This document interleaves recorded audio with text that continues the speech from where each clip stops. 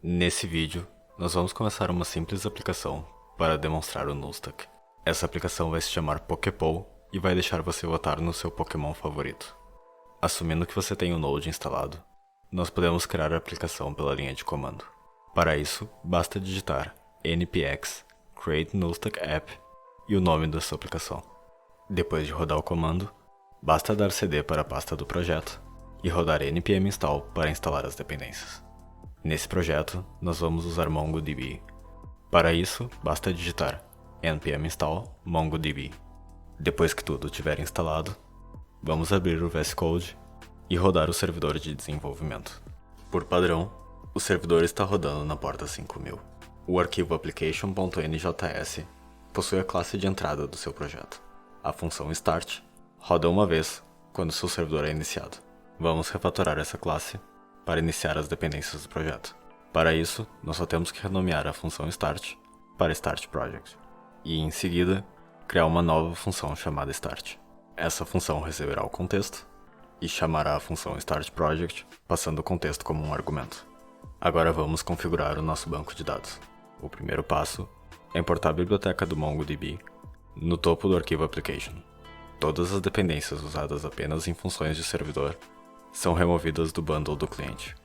Vamos seguir os padrões e declarar uma função chamada startDatabase.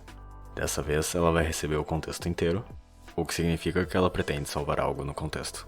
Primeiro, nós criamos uma instância de Mongo Client. Depois nós conectamos no banco local e salvamos a conexão no contexto. E por último, nós chamamos startDatabase no start da nossa aplicação. Vamos criar um novo arquivo chamado pole.njs. Nós podemos facilmente gerar um componente em Nullstack usando a extensão de VS Code. Esse é um componente renderizável simples que estende o Nullstack e mostra a palavra pole no navegador. Para usar esse componente, vamos soltar para o arquivo application e importar ele lá. Isso nos dá acesso a uma nova tag que podemos usar para renderizar em qualquer lugar. Nesse caso, nós vamos substituir o link da documentação pela tag pole com P maiúsculo, porque eu sei que ninguém nunca vai ler ela e vão vir me perguntar as coisas no comentário do YouTube. E é assim que o projeto está agora. Parabéns, tu é um hacker. Voltando ao pole, vamos começar a adicionar funcionalidade. O método initiate faz parte do lifecycle do componente e é chamado logo após a primeira render. Todo o código declarado dentro dessa função vai rodar no servidor antes de gerar o HTML, o que facilita a vida das engines de busca. Dentro do initiate, vamos criar uma variável com os 10 pokémons mais votados.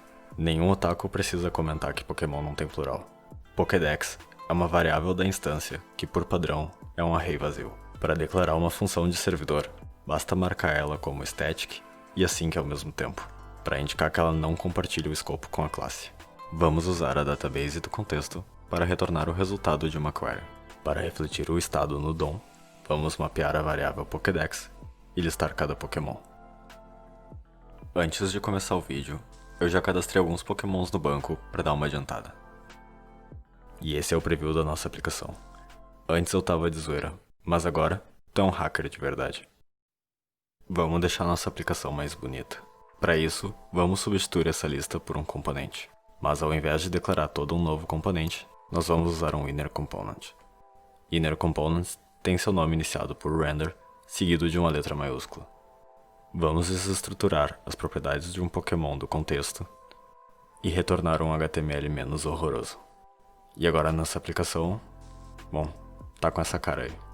Todo mundo sabe que para invadir um servidor, tu precisa saber CSS. Então vamos copiar e colar um pouquinho de CSS na nossa application.scss e criar um pole.scss. Por organização, vamos importar o pole.scss no pole.njs. E agora, nossa aplicação tá um pitelzinho. É válido notar que não temos nenhum request na nossa aba de network.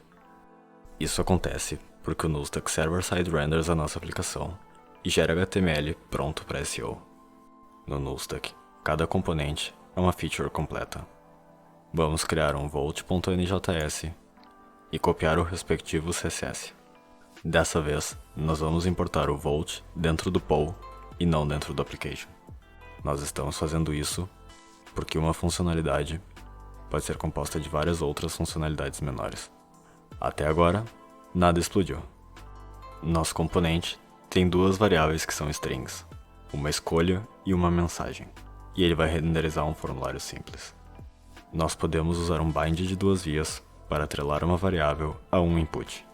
Vamos tomar controle do evento de envio desse formulário, declarando um atributo onSubmit e passando a referência de uma função. Agora vamos declarar uma função assíncrona chamada submitVote. Esse método vai chamar uma função que roda no servidor, e como funções do servidor são estáticas, nós temos que manualmente passar a escolha do usuário para ela. Vamos declarar uma função de servidor, que dessa vez vai ser chamada por um evento, em vez de quando a página estiver carregando. Vamos pegar de novo o banco de dados do contexto, mas dessa vez também vamos pegar a escolha do usuário. Isso funciona porque os argumentos passados para uma função de servidor são temporariamente agrupados com o contexto do servidor. Essa função vai ser um pouquinho mais complexa, então aguenta firme. Primeiro, nós vamos criar uma slug baseada na escolha. Depois nós vamos ver se o Pokémon já está no banco de dados por nome ou por número. Isso nos abre dois caminhos. Se o Pokémon não existe, nós procuramos na Poke API. Se o Pokémon também não existir lá, nós retornamos uma mensagem de erro. Se o Pokémon existir lá, nós vamos pegar os seus dados, adicionar um voto e retornar o nome. Se o Pokémon já existia no nosso banco de dados, nós vamos simplesmente adicionar um voto e retornar o seu nome. Assim que a gente parar de se desbundar com a ideia de que a gente foi até o servidor e voltou para o cliente e nem notou, vamos usar as duas possíveis variáveis que retornamos para atualizar o componente. Se nós tivermos um erro, vamos salvar na variável da mensagem.